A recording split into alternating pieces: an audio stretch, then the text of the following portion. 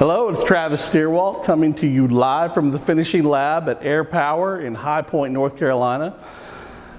I'm going to talk about a subject here that a lot of shops have figured out, speeds up their process and reduces or it actually eliminates powder contamination.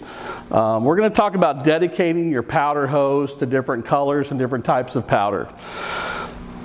Powder hoses, as you know, are fairly easy to clean.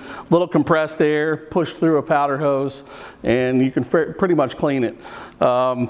Used to be older hoses, we would use what's called pigs, or little pieces of foam that you would stuff in one end and shoot them with compressed air out the other end to make sure it was cleaned, obviously after it had been disconnected from the gun. But I want to talk today about what can reduce your cleanup time and help you eliminate contamination that leads to part rejection later on. All you have to do is think about your colors, like colors or exact color. Hose is not exactly cheap, but it's not expensive. And depending on what length you need, you can call Air Power and you can get whatever length you need, cut, and purchase it from us. What I like about this idea is you can get a separate attachment here to the pump and separate attachment here to the gun. You would not, in this case, tape together like we have here your electrode rinse air, your gun cable, and your powder hose all together. Powder hose would actually be separate, okay, in this situation. And all of these parts you can get extras for. What happens is you put the box of powder on. When you open up the box of powder, your hose is in the box of powder.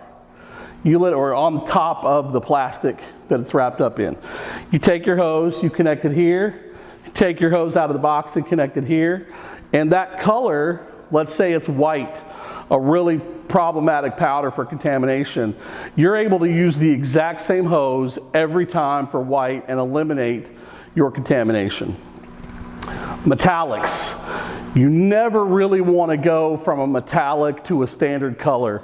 Metallic is one of the easy things to contaminate in your system if you're going batch to batch, especially if it's bonded or dry blended metallics, not bonded metallics. But either way, you're still dealing with a metallic and it can just lead to more problems. So, separate hose, separate connectors. You're done spraying, you take your box of powder off, you literally disconnect your hose. I wouldn't even blow out your hose. Just disconnect your hose, wrap it up, set it on the inside of the box, close it up, and put your box up in storage. Hopefully it's the right type of storage. Bring your next box out. Your next box has a hose in it all ready to go. You plug it in here, tighten it up here, and you're ready to go with the same hose. I hope you've enjoyed this tech tip. Have a great day, and we'll see you next time on Air Power Live.